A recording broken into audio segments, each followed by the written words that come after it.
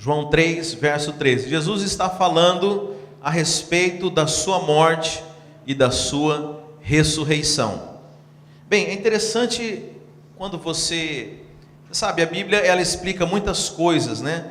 Mas eu acho interessante as coisas que Deus fala antes de acontecerem. Ele está explicando aqui de que forma, qual o efeito da sua morte, o que a sua morte traria em benefício dos homens. Então, João 3,13, Jesus está conversando com Nicodemos. Nicodemos, irmãos, era um mestre da lei, ele conhecia todo o Velho Testamento. Você sabe, o judeu ele não tem essa parte da Bíblia nossa que é o Novo Testamento, ele tem o Velho Testamento, que é chamado de Torá. E todo mestre da lei, ele conhecia pelo menos os 5 primeiros livros da Bíblia de cor, amém? Quem conhece um versículo de cor? Eu não sei, eu tenho medo de falar que sei, porque eu conheço, mas assim, exatamente como está escrito, às vezes eu não vou dar conta de falar. Aliás, conheço, João 3,16. Quem conhece João 3,16? Não, porque Deus amou o mundo de tal maneira que deu o seu Filho unigênito para todo aquele que nele crê não pereça, mas tenha vida eterna. Então, Jesus está falando com Nicodemos, que é um mestre da lei. E é interessante que Nicodemos ele vai até Jesus. E Jesus, antes de Nicodemos perguntar qualquer coisa, ele fala assim: olha, Nicodemos, você tem que nascer de novo. E aí ele fica, você assim, mas como, eu já, um homem velho, vou voltar para o ventre da minha mãe? Jesus fala: mas você já é crente da videira há tanto tempo e não sabe disso? Você já é mestre em Israel e não sabe, e aí ele fala que aquele que é nascido da carne é carne, mas aquele que é nascido do Espírito é Espírito. Só para você entender isso, se você não participou do cursão, o ser humano ele tem 3 aspectos, da mesma forma que Deus é uma trindade, Pai, Filho e Espírito Santo, nós somos imagem e semelhança de Deus, e nós somos feitos em carne, que é essa matéria física, espírito, alma e corpo. Então, o novo nascimento, ele ocorre em nosso espírito. O dia que você confessou Jesus, o dia que você creu em Jesus, você recebeu o Espírito Santo dele no seu espírito. E o seu espírito foi recriado. Aliás, o termo bíblico, o termo que deve estar na sua Bíblia é regenerado. Ou seja, ele foi gerado novamente o seu espírito. Então, o seu espírito já está pronto. Amém? Mas ainda temos a alma e o corpo. Então, o nosso corpo, veja, a Bíblia fala que nós vamos receber um corpo glorificado. Mas a nossa alma é a nossa mente, as nossas vontades, as nossas emoções.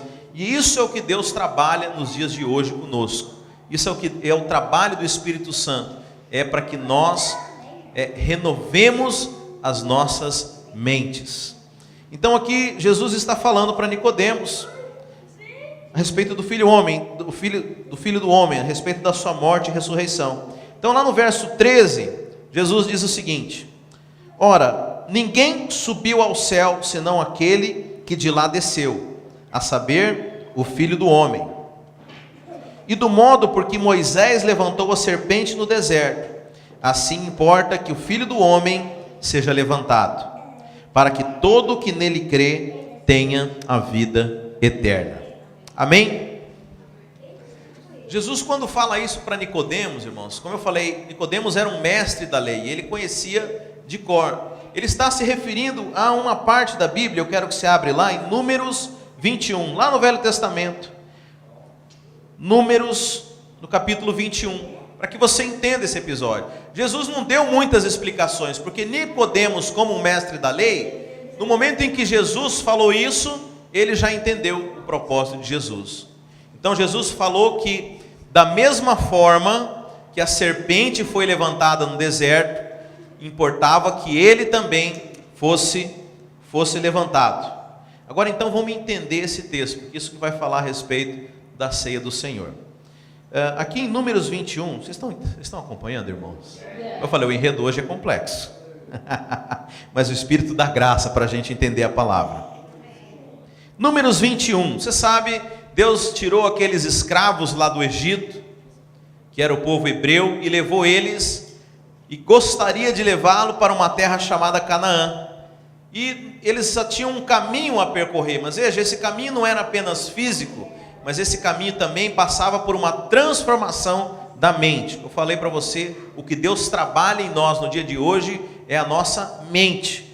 E no meio desse deserto, a Bíblia fala, você sabe, o deserto você não planta, você não colhe.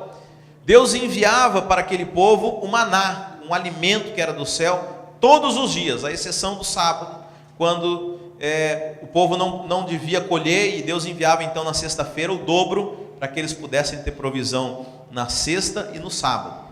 Então o alimento daquele povo era o maná. Deus enviava todos os dias de manhã o alimento para aquelas pessoas. Amém? O que Deus queria ensinar com isso? Que Deus é quem garante a nossa provisão.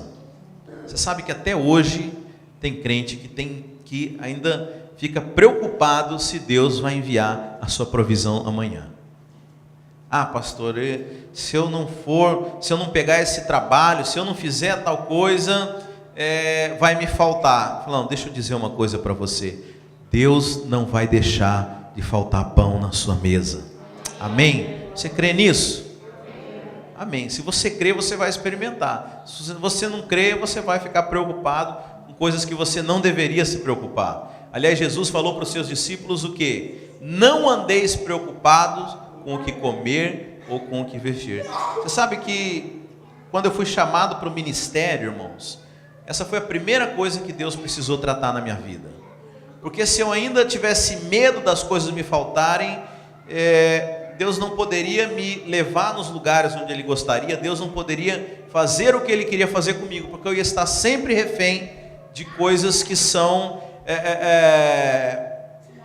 de coisas naturais, sabe? O diabo, ele usa ainda muitas vezes isso para nos preocupar e para nos tirar das coisas de Deus. Então, irmãos, Deus enviava o maná para aquele povo, mas chegou um dia que aquele povo murmurou contra o maná. O que o povo falou? Ah, não, esse pão, né? Talvez, o que o povo pensou? Ah, esse trabalho aqui na América é muito ruim, né? Esse patrão me paga muito pouco, olha o suor. O povo murmurou contra a provisão de Deus sobre a vida deles. E olha o que aconteceu aqui em Números 21, 5. E o povo falou contra Deus e contra Moisés: por que nos fizeste subir do Egito, para que morramos nesse deserto, onde não há pão nem água? E a nossa alma tem fastio desse pão vil.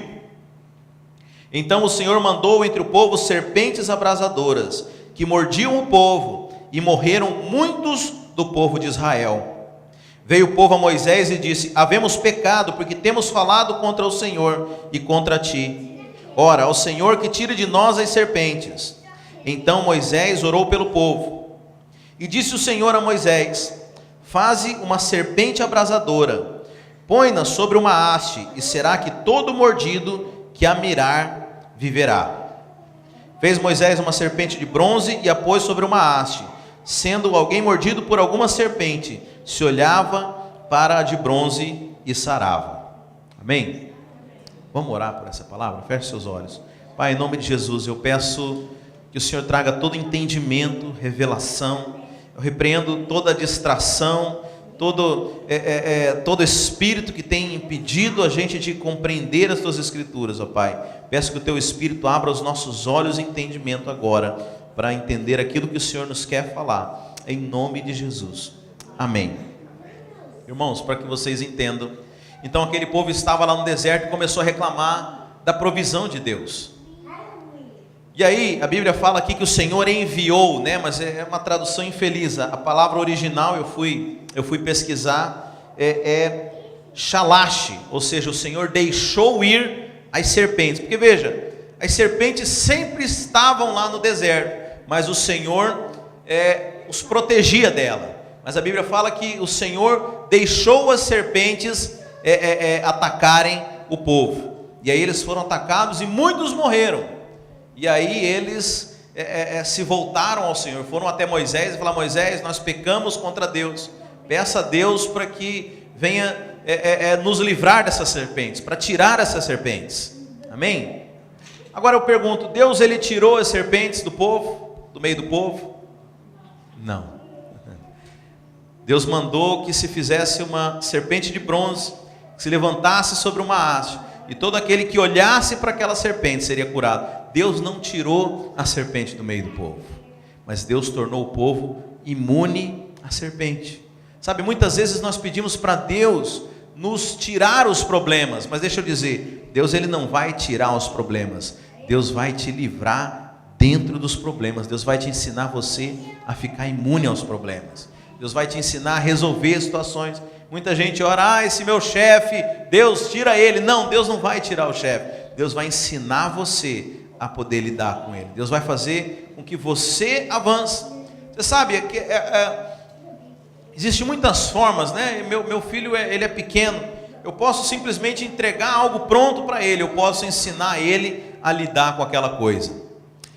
Se eu for toda vez entregar alguma coisa pronta, vamos supor uma fruta, se ele pede uma banana, se toda vez eu for entregar a banana descascada, ele a vida inteira vai depender de mim para poder comer uma banana, mas eu posso ensiná-lo a descascar essa banana, e aí ele vai fazer isso sozinho.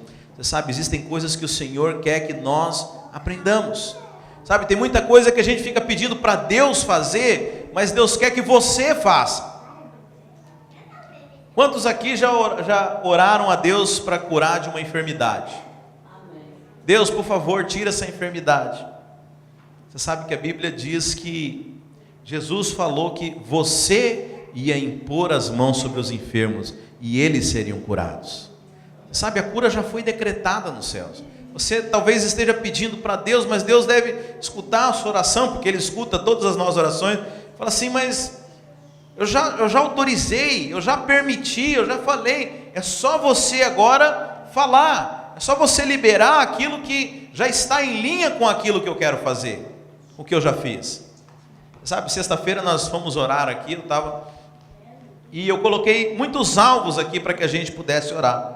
E eu, como não sou bobo, coloquei alvos que estão em linha com a Bíblia, em linha com a palavra de Deus. Nós temos que conhecer a vontade de Deus para poder orar em linha com aquilo que Ele quer fazer. E eu falei para os irmãos, não peçam nada para Deus, vocês simplesmente declarem o que Deus já autorizou, já está liberado. Você não precisa ligar lá para o seu gerente e perguntar se tem dinheiro na conta, não. A provisão já foi dada, é só você utilizar o seu cartão, utilizar o seu cheque. Vocês irmãos estão entendendo essa ilustração? Sabe, muitas vezes nós não recebemos porque nós não sabemos orar. Muitas vezes nós estamos pedindo algo que já nos foi dado, é só você exercer sua fé, é só você utilizar aquilo que Deus falou que já foi feito.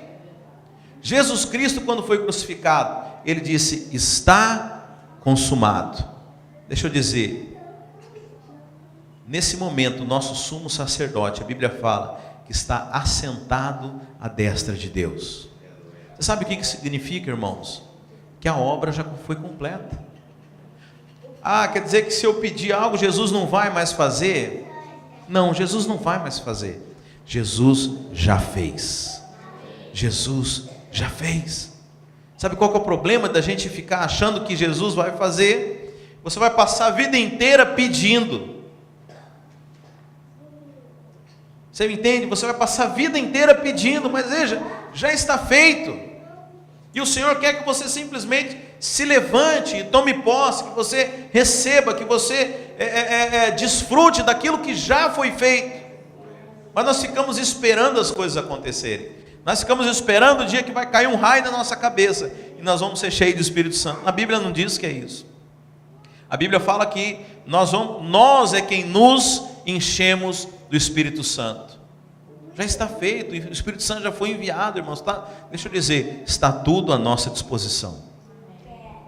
Você sabe, eu vi as pessoas falar na língua dos anjos, em língua estranha, como lá em Atos 2, e eu ficava pedindo por aquilo, e ficava, Deus, eu quero falar, e eu não conseguia, e eu via as pessoas sendo batizadas em línguas e falando em língua estranha, e eu não conseguia, e eu ficava nessa crise, Será que eu não sou de Deus? Será que eu não me converti? Será que o Espírito Santo não está em mim? Deus, como que é? Sabe, mas eu achava, irmãos, que falar em língua era como se Deus, sei lá, pegasse com a sua mão a nossa boca e começar. Lembra do Didi? Eu achava que era isso. Aí um dia eu entendi, eu fui lendo um livro muito bom, recomendo, do pastor Luciano Subirá, chamou Falar em Línguas. O pastor Luciano Subirá, há mais de 20 anos, ele estuda a respeito dos dons. Então ele explica, ele falou, não, a Bíblia fala que é você quem fala, não é Deus que fala no seu lugar. Sabe, isso é uma coisa que, eu sei que em parte é falta do nosso entendimento, em parte o problema é com alguns tipos de crente aí que gosta de florear o negócio. Mas você sabe, a manifestação do Espírito Santo, ela não é igual lá no terreiro de Umbanda, onde o bicho entra na pessoa e toma ela. O Espírito Santo não faz isso com você. Sabe, o Espírito Santo, ele ministra no seu coração. E a Bíblia fala que o Espírito se sujeita ao profeta. Então o dia que eu comecei a entender isso, por que eu falo que parte é culpa dos crentes? Porque tem crente que se empolga, né?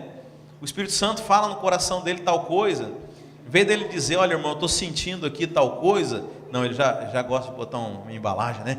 Eis que vos digo, meu servo, ajoelhe aqui na minha frente, que eu vou te abençoar. Não é, Deus não faz isso com o cara não, irmãos. Mas a gente, né, gosta de jogar o champignon, né? Gosta de dar uma embalagem bonita para o negócio, né?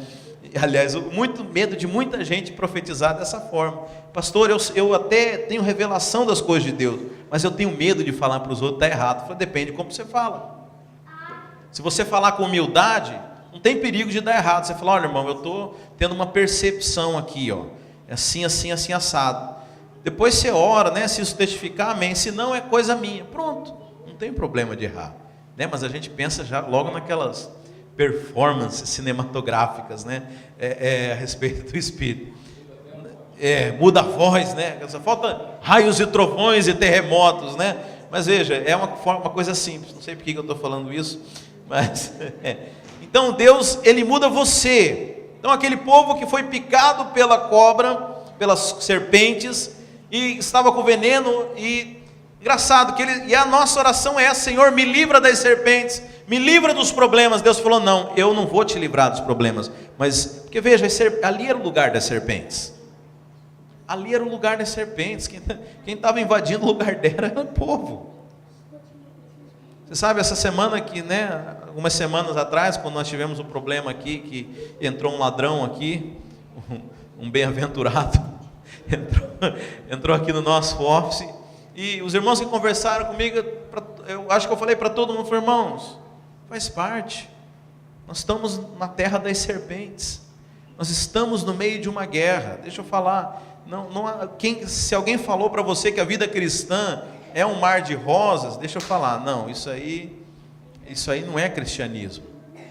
Sabe, a questão não é, nós estamos no meio do mundo, nós estamos sujeitos a todos os problemas que o mundo passa, todas as coisas. A Bíblia fala que o sol, ele nasce para todos, a chuva é para todos também, nós estamos sujeitos a todas as coisas desse mundo, mas Deus nos dá graça para passar por todas elas.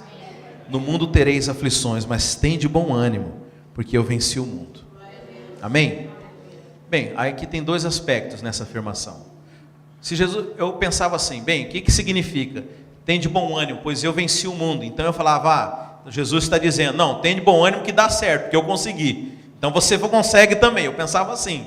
Quantos entendem dessa forma esse versículo? Tende bom ânimo porque eu venci o mundo. Então, se eu conseguir, você consegue. Não, mas hoje eu entendo de uma outra forma, irmãos.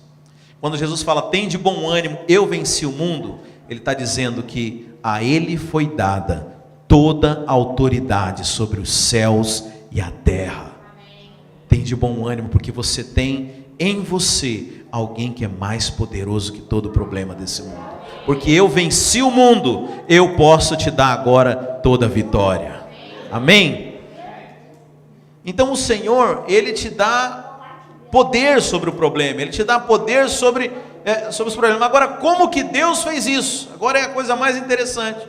Aqui fala, no verso 8, disse o Senhor a Moisés: faze uma serpente abrasadora, põe-na sobre uma haste, e será que todo mordido que a mirar viverá. Você sabe, mirar também não foi uma tradução legal. No original, a palavra é ra'a, que significa todo aquele que contemplar, todo aquele que perceber, né? Eu anotei aqui os sinônimos, né? Todo aquele que considerar. Então não é apenas mirar, aliás, mirar já é melhor do que olhar, né? Porque olhar, às vezes eu olhei essa mesa aqui, mas eu simplesmente olhei, eu não vi os detalhes dela, né? Mirar, talvez, eu falo, ó, fica mirando aqui nessa mesa, né? Você vai começar a perceber detalhes, né? Que talvez só de você ter olhado, só de você ter visto, você não percebeu. Mas a palavra no original é ra'a, ou seja, todo aquele que considerar, que examinar, todo aquele, é um olhar detalhado, é um olhar de detalhes, é um olhar que prescruta. Nossa, eu falei difícil agora, né? É um olhar que, o que seria sinônimo de prescrutar? Que examina, é um olhar que examina cada coisa. Então, Deus falou o seguinte: todo aquele que foi picado pelo veneno, e olhar para essa serpente, mas olhar dessa forma, examinar, esse olhar cuidadoso, ele será curado. Entenderam? So far, so good? Yes. Vamos voltar agora para João 3. Era para eu ter falado para você ficar com o seu dedo lá. João 3. João 3,13.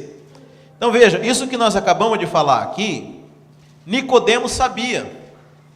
Nicodemos já tinha estudado essa porção da Escritura. Então Jesus, quando fala do novo nascimento e de salvação para Nicodemos, primeiro Jesus falou do novo nascimento. Nicodemos não entendeu batalhufas nenhuma. Mas aí Jesus, quando menciona esse texto lá de Números, Nicodemos entendeu. Falou, agora eu entendi tudo.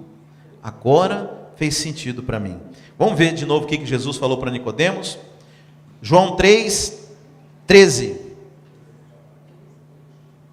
Ora, ninguém subiu ao céu senão aquele que de lá desceu, a saber, o Filho do Homem.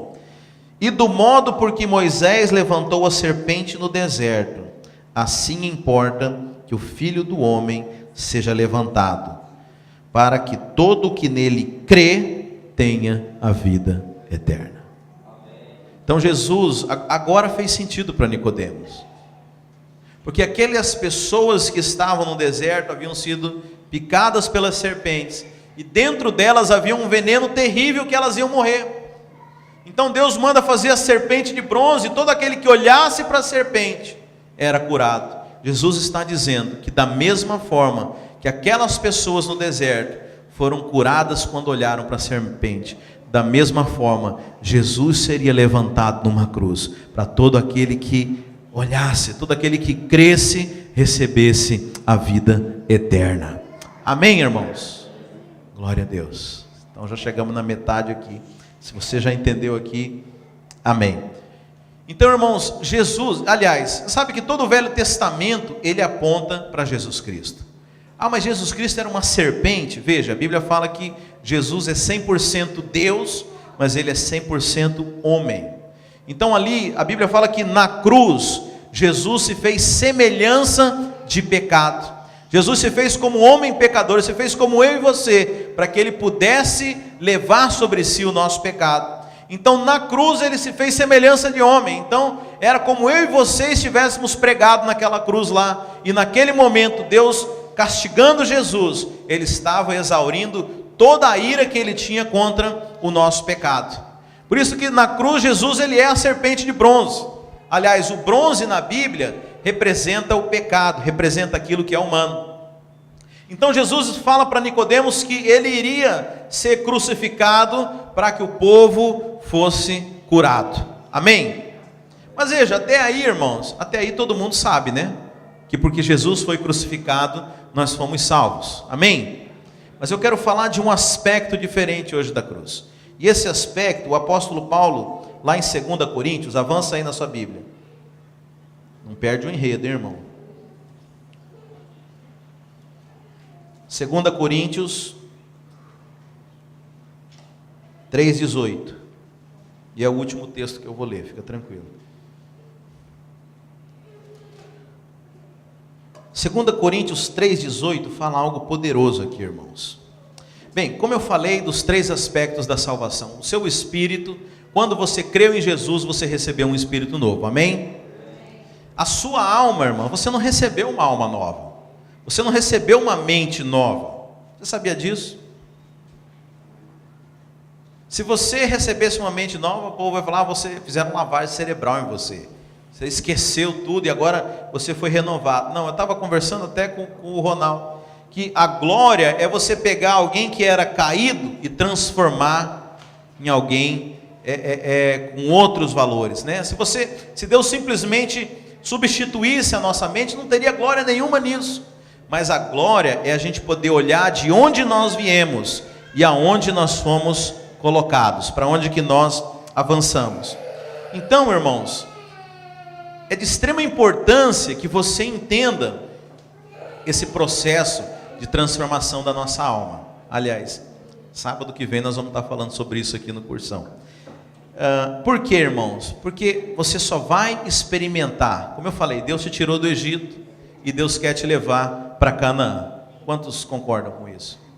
Mas você só vai chegar em Canaã se você transformar a sua mente. Daí a importância. Daí porque talvez você conheça crentes que, apesar de crentes, não desfrutam das coisas de Deus. A Bíblia fala que nós precisamos transformar as nossas mentes para que nós possamos experimentar a boa, agradável e perfeita vontade de Deus. Amém? Então esse é o processo que nós precisamos. Você sabe, o grande problema às vezes é nós acharmos que nós precisamos dessa transformação para poder experimentar as coisas de Deus. Né? Tem gente que fala assim, não, o dia que eu me comportar bem, eu vou lá para a igreja. Não, é o oposto. A igreja é um hospital, você vem aqui e aqui você é transformado. Mas veja, agora aqui em 2 Coríntios 3, no verso 18, fala algo interessante. Como é que se dá essa transformação? Diz assim, e todos nós com o rosto desvendado, contemplando como por espelho a glória do Senhor, somos transformados de glória em glória, na sua própria imagem, como pelo Senhor o Espírito. Então veja, como eu disse, todo domingo de ceia eu gosto de trazer um aspecto da ceia do Senhor. Então eu já falei para os irmãos aqui que a morte de Jesus nos trouxe a vida eterna, nos deu o Espírito, nos justificou.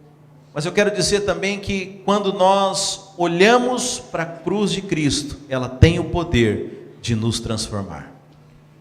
Aqui eu estou falando talvez da coisa mais importante para mim e para você fazermos durante essa vida, que é buscar a nossa transformação. E a Bíblia fala que a nossa transformação, ela é de glória em glória. Mas você sabe, a dificuldade das pessoas é entender como é que elas são transformadas. E você sabe, o ser humano ele tem a mania de transformar tudo aquilo que é de Deus em religião. Transformar tudo que é genuíno, que é do Espírito, em coisas sistemáticas. E aí você vem para a nossa igreja e aí você fala assim, pastor, eu preciso ser transformado. Eu falei, não, pera aí, irmão, em que área que você quer ser transformado? Não, eu quero ser transformado no casamento. Então pera aí, eu vou te dar um livro aqui, ó, os 10 passos para você ser transformado no seu casamento. Ah, pastor, eu preciso ser transformado, eu preciso prosperar. Então você precisa fazer o curso do homem próspero. Ah, eu tenho que fazer isso. Sabe, a maneira humana como nós pensamos em transformação não é a maneira bíblica.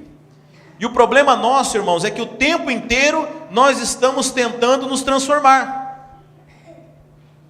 Quantas pessoas, irmãos, eu já conversei, pastor, eu tento largar o cigarro, mas eu não consigo. Eu tento largar a bebida, mas eu não consigo. Eu tento mudar de vida. Eu tento ser um homem bom, eu tento não brigar com meu cônjuge. Eu tento vigiar minha boca para não ser maledicente, mas eu não consigo. Porque nós temos o foco errado, irmãos.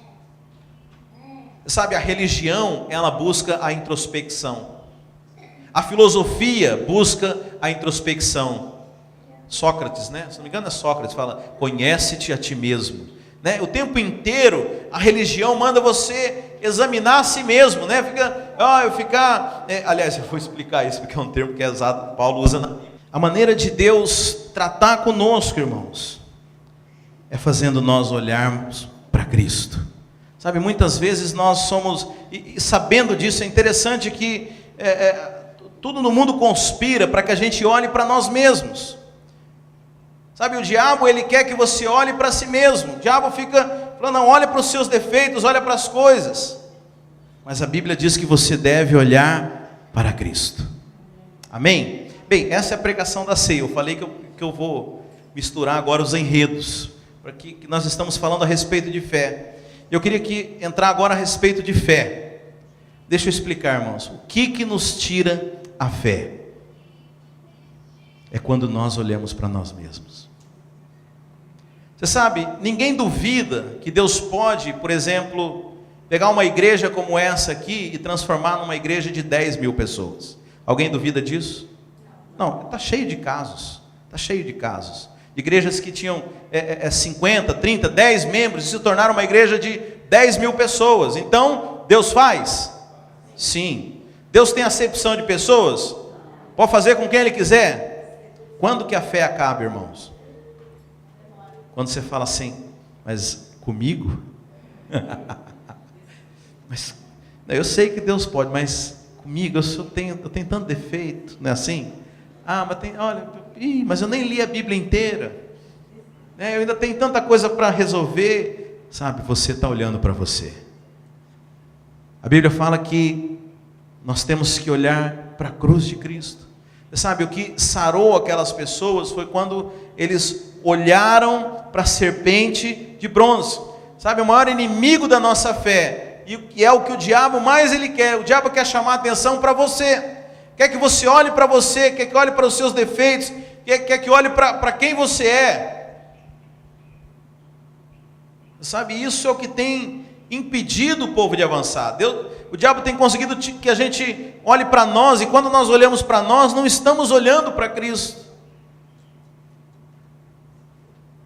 Eu me lembro que eu estava num debate a respeito de salvação e perda ou não de salvação. Bem, eram vários argumentos. Aliás, isso foi depois de uma pregação que eu fiz aqui, colocando 10 pontos a respeito da garantia da nossa salvação.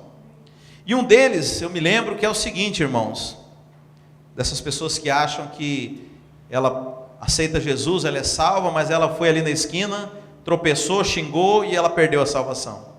Eu falo para ela o seguinte, escuta, será que Deus não te conhecia o dia que Ele te aceitou? Será que Ele não conhecia o seu futuro? Será que Ele não conhecia todos os erros? Será que Ele se enganou? Falou, não, esse aqui é meu filho. Agora que eu descobri que o fulano xinga. Não, agora que eu descobri que o fulano fuma. Como? Aí, Miguel, por que você foi botar o nome dele no livro da vida? Lá, ele fuma. Pega a borracha, Miguel, tira o nome do cara daqui. Você acha que Deus não conhece você? Você acha que Deus não conhece todos os seus defeitos? Sabe, Deus não se engana. Sabe, eu quero dizer que você não precisa se preocupar com os seus defeitos. Deus te escolheu do jeito que você é. Pastor, então pode viver de qualquer jeito? Eu garanto que você não vai querer viver de qualquer jeito. Mas eu quero dizer que, eu não preciso de mudança. Não, eu te garanto que você vai mudar. Mas vai mudar o dia que você olhar para a cruz. Vai mudar o dia que você enxergar a Cristo. Porque a Bíblia fala que a nossa mudança, ela vem pela contemplação. É o texto que nós acabamos de ler aqui em 2 Coríntios. Todos nós contemplando a Cristo, nós somos transformados de glória em glória.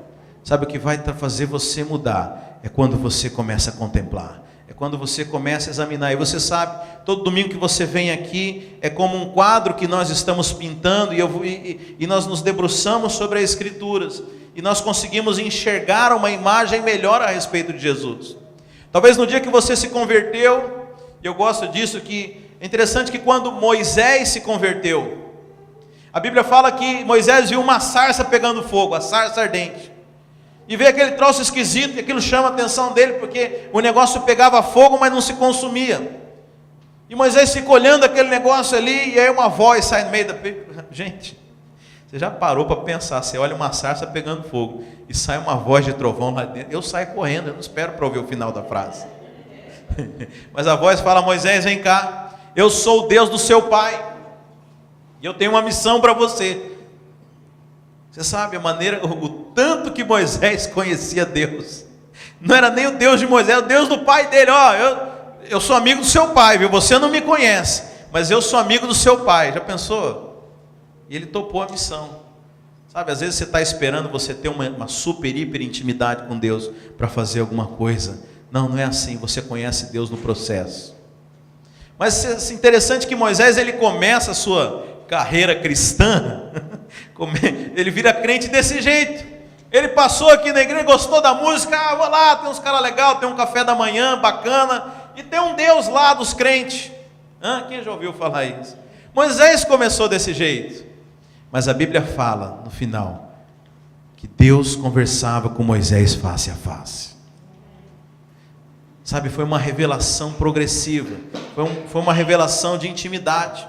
Agora, é interessante que esse termo face a face na Bíblia, ele é uma expressão, porque Moisés não pôde ver a face de Deus.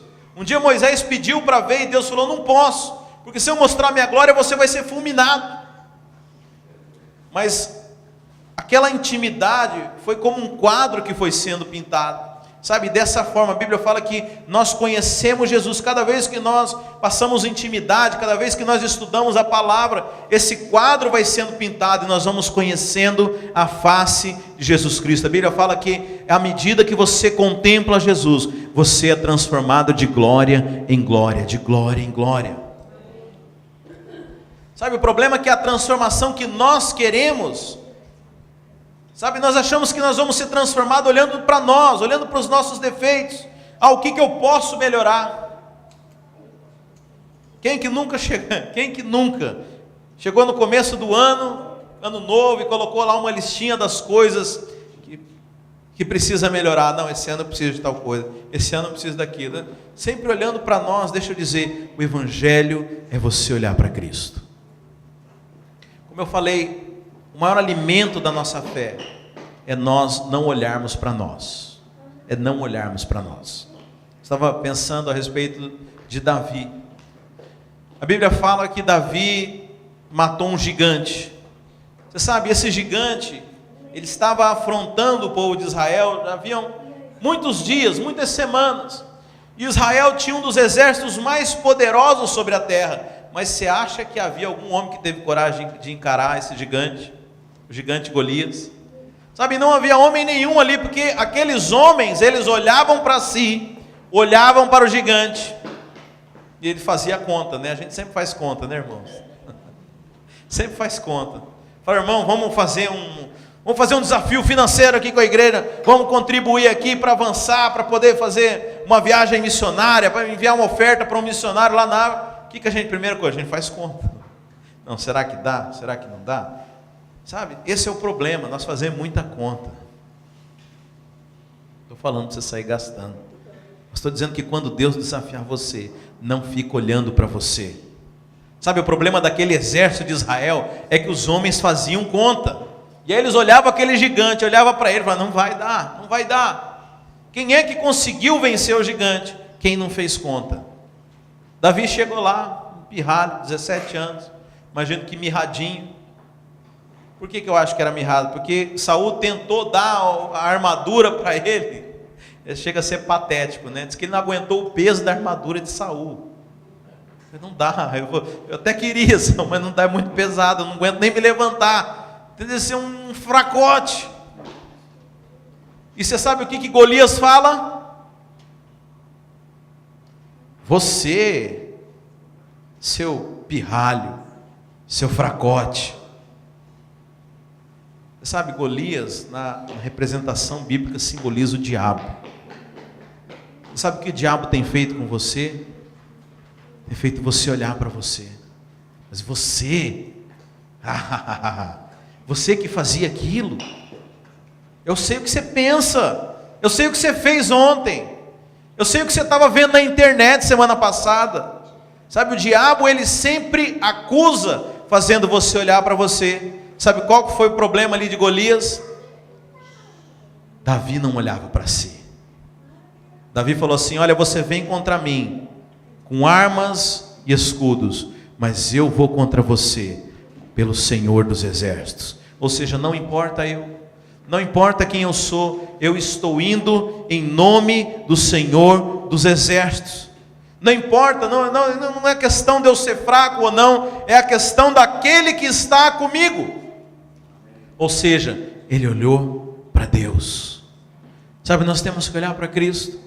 Sabe, irmãos, quantas vezes eu vi no ministério de libertação, pessoas às vezes que vai expulsar demônio, e o demônio fala: mas você está vindo me expulsar aqui, sabe, e o coitado do crente ainda acredita, ainda cai nessa, e aí o cara murcha, né, e vai embora, quietinho, ainda caiu, que bobo, caiu na coisa mais elementar, falando: não sou eu que expulso, é o nome de Jesus Cristo. Sabe, isso é para tudo na nossa vida, irmãos. Sabe, nós temos que olhar para a cruz de Cristo. Nós temos que entender que Ele já venceu o mundo. Você não tem que vencer. Não é nada com você, irmão. Você, essa guerra não é sua. Você sabia disso? Que a rigor essa guerra não é sua. A raiva do diabo não é contra você. A raiva do diabo é contra Deus. Porque o diabo, ele queria ser semelhante a Deus. E por causa disso, ele foi lançado à terra, se tornou inimigo de Deus. Mas Deus, ele já nos fez a sua imagem e semelhança. O problema do diabo não é com você, é com Deus. Deixa a briga deles. Aliás, briga não, é até covardia falar, porque Deus não se iguala ao diabo. Para Deus destruir o diabo é isso aqui, irmãos. Apocalipse fala que o diabo foi preso, um único anjo foi lá e prendeu Satanás e lançou ele no lago de fogo e enxofre. Sabe, essa briga não é nossa, mas nós somos atentados a olhar para as nossas possibilidades, olhar para as nossas coisas. Agora, imagina se Deus estivesse lá no deserto falado para o povo: olha, você vai ser sarado olhando para as suas feridas. Ora, você olhar para si mesmo só vai causar mais acusação, mais problema, mais defeitos, você vai ficar mais doente. É ou não é, irmãos? Quem já aprendeu a orar sobre cura aqui sabe. Como é que você declara a cura? Você fala: eu declaro que eu sou curado em nome de Jesus, porque Ele levou sobre si toda a minha enfermidade. É assim que você toma posse de cura. Não é falando: eu estou doente, eu estou doente, eu estou doente. O que isso vai acontecer? Você vai ficar mais doente. Mas o tempo inteiro nós olhamos para nós e falamos o quê? Eu não dou conta, eu não posso. Pastor, esse negócio de liderar, quem sou eu? Quem sou eu, pobre, coitadinho? Você sabe que esse mimimi não funciona com Deus. Gideão tentou fazer isso. Sabe o que Deus falou para ele? Está lá no livro, aliás, Gideão, está lá no livro de Joel. Fala assim: diga ao fraco, eu sou forte. Eu sou forte. Não está dizendo para ele mentir. Não está dizendo para ignorar. Não é um tipo de pensamento positivo, né? Não, eu sou forte, eu sou forte, eu sou forte. Não consigo fazer nada. Não é um pensamento positivo, porque ele fala: diga o fraco, ou seja, visivelmente você sabe que você é fraco, mas ele está dizendo: diga que você é forte. Todas as coisas posso naquele que me fortalece. Quando eu sou fraco, aí é que eu sou forte, porque o poder de Deus se aperfeiçoa na minha fraqueza. Sabe, irmãos, nós temos que aprender a olhar para a serpente de bronze. É a serpente do bronze que traz a cura. Sabe, Davi só conseguiu vencer Golias porque ele ignorou a si próprio e olhou para Cristo, olhou para Deus, olhou para o Espírito Santo dentro dele e foi contra aquele gigante, não olhando para as suas possibilidades, mas olhando para o poder de Deus que estava dentro dele. Você sabe por que nós vivemos muito pouco? Por que nós fazemos tão poucas coisas? Porque o tempo inteiro nós estamos olhando para as nossas possibilidades, estamos olhando para as nossas limitações, estamos olhando para aquilo que nós damos conta apenas de fazer. Mas deixa eu dizer, há um poder sobrenatural operando na sua vida hoje.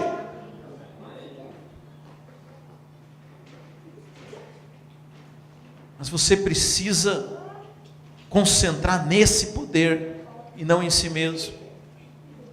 Jesus, ele fala para Nicodemos: assim como aquela serpente que foi levantada no deserto, e trouxe a salvação para aquelas pessoas. Assim eu também serei colocado numa cruz e vou trazer salvação. Eu quero dizer que todas as vezes que você olhar para a cruz de Cristo, todas as vezes que você entender, agora veja como eu falei, não é simplesmente olhar, não é um relance. Por isso que nós temos que fazer isso aqui todas as vezes. Jesus, como ordenança, ele falou: fazer isso todas as vezes em memória de mim. Ou seja, não é você simplesmente olhar, você precisa entender, você precisa meditar, você precisa absorver o que isso representa. Porque na cruz, Jesus Cristo venceu o mundo. E você, quando olha para essa cruz, você absorve essa vitória que foi conquistada por Jesus Cristo. Mas como, pastor? Eu não sei, mas da mesma forma que aquelas pessoas olharam para a serpente e tiveram as vitórias, assim quando nós olhamos para Cristo, nós temos vitória, de glória em glória, de glória em glória, vitória após vitória, vitória após vitória. Quando nós olhamos para a cruz, quando nós contemplamos a cruz de Cristo, sabe, isso que o Senhor quer que você faça. Que você não olhe para os seus problemas, que você não olhe para as suas limitações, mas que você olhe para aquele que já venceu. Sabe, quando nós olhamos para a cruz, irmãos, nós estamos olhando para uma obra consumada. Para uma obra consumada.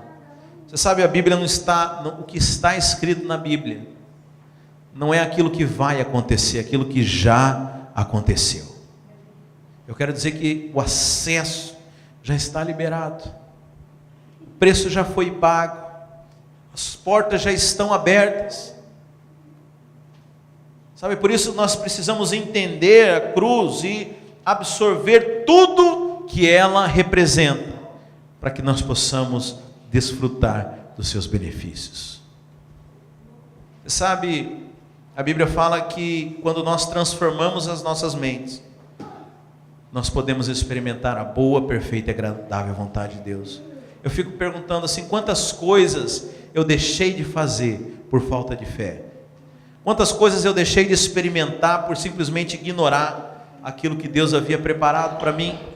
Quantas vezes nós deixamos de viver uma vida de milagres, uma vida de superação, uma vida além dos limites, porque estamos ainda presos naquilo que nós damos conta de fazer? Deixa eu dizer, isso aí valia para quando você não era crente. Você agora é filho, você foi chamado para viver uma vida sobrenatural, para viver acima dos limites, para experimentar coisas que são loucura aos olhos do mundo. Mas não só funciona se você parar de olhar para você. Você sabe, Pedro foi... A Bíblia fala que os discípulos estavam num barco, no meio do mar, no meio da madrugada. E aí apareceu Jesus lá no meio do mar. Eles acharam que era um fantasma. Olha, irmão, só não correram porque não tinha para onde correr. E aí Pedro falou: olha, se você mesmo, Jesus, ordena que eu ande sobre o mar. E se não fosse? Jesus falou: então vem. E a Bíblia fala que Pedro começou a andar. Pensa no meio do mar, irmão, o cara andando ali. Mas a Bíblia fala que no momento que Pedro tirou os olhos de Jesus, começou a parar e pensar: mas peraí, Newton não tinha nascido, né? Mas ele deve ter um negócio aí que futuramente eles vão chamar de gravidade, né? Eu sou mais pesado que a água, eu vou afundar. Aí ele começou a afundar. Você sabe, muitas vezes é assim na nossa vida.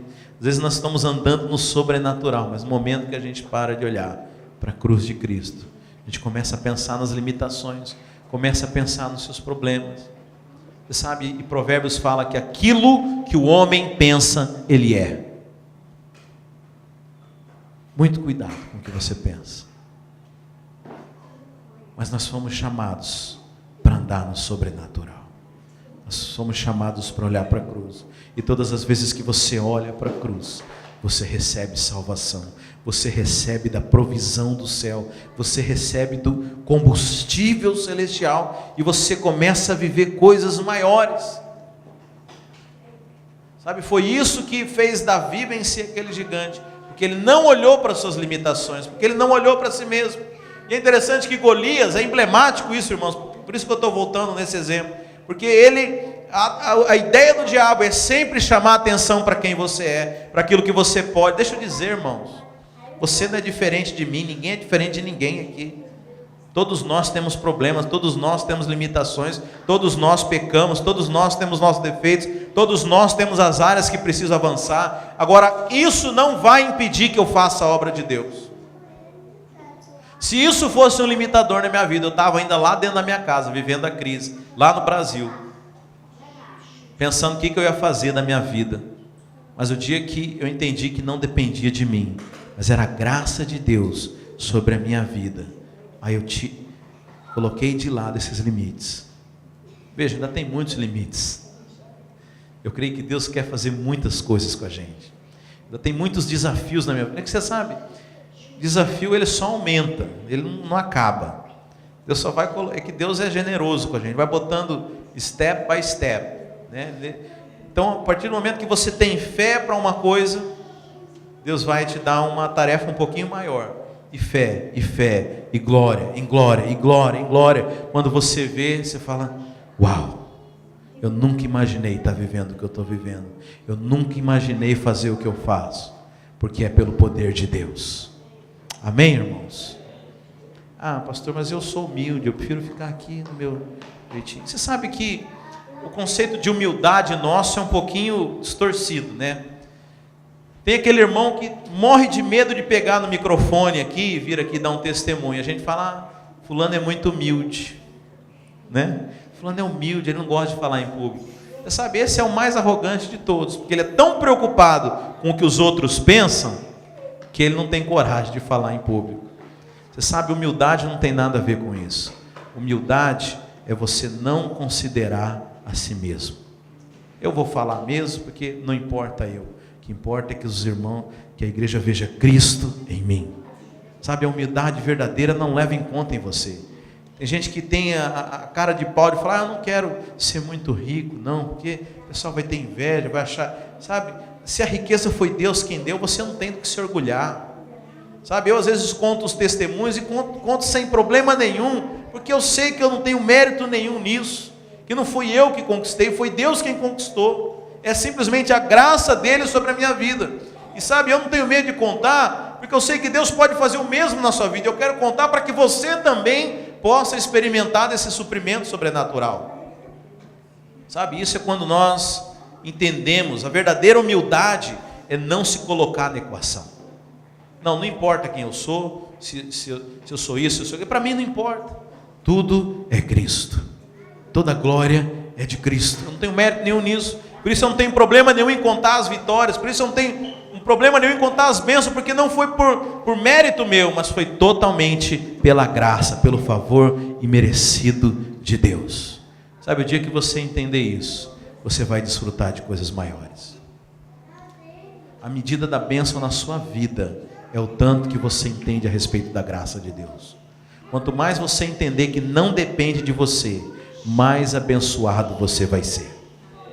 Mais abençoado você vai ser. Quanto mais você entender que pouco importa você, mas tudo é Cristo.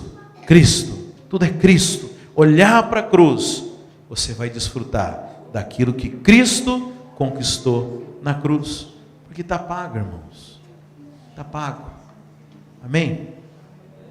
Só para finalizar, me lembro que uma vez eu viajei com 2 pastores, nós fomos de Campo Grande a Goiânia, e nós fomos para uma reunião da Igreja Videira. Eu queria apresentar a eles, né, o pastor Aloysio, que é o nosso pastor presidente, e eles eram de uma igreja assim, de boas condições financeiras, bem boas mesmo, né? E acabou aquela conferência, né? Ele falou assim para alguém lá de Goiânia, falou: qual que é a melhor churrascaria de Goiânia, né?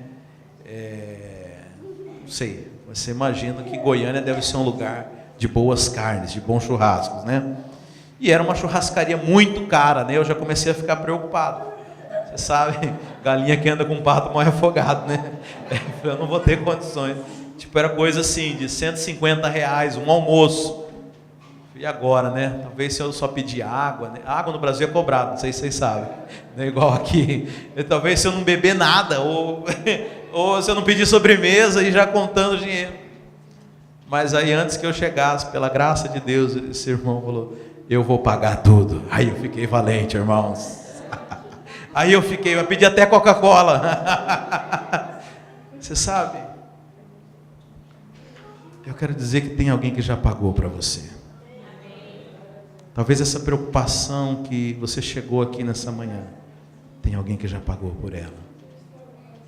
Os problemas que você tem carregado já foram pagos. Os desafios para a sua vida já foram pagos.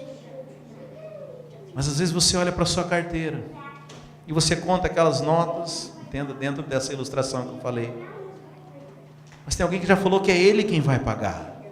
Aliás, mais do que isso, talvez, para que você não tivesse dúvida, Ele já pagou antes. Já está tudo pago, irmãos. Já está tudo pago. Toda provisão, toda vida abundante. Jesus, a Bíblia fala que Ele veio para trazer vida em abundância. Será que Ele deu conta de trazer? Será que Ele trouxe? Então já está à sua disposição. Já está à sua disposição. Olhe para a cruz. Não olhe para você. Não olhe para os seus recursos limitados. Não olhe para as suas limitações. Ah, pastor, mas você não sabe de onde eu veio. Meu pai me rejeitou. Eu fui criado numa família pobre. Eu passei muita necessidade. Não olhe para você. Olhe para o que foi conquistado na cruz. Eu quero dizer que tudo já está pago para você. Que você tenha fé, como eu tive naquele dia da churrascaria, para poder comer tudo e mais um pouco. Porque tudo está pago. Nosso Pai é muito generoso. E que você possa desfrutar de todas as coisas que o Senhor trouxe para nós. Nunca olhando para você, mas olhando para a cruz. Amém, meus irmãos? Fica de pé.